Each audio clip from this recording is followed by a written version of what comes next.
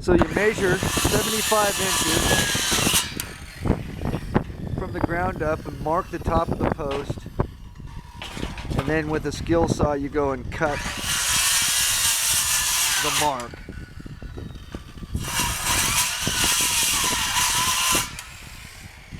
To height.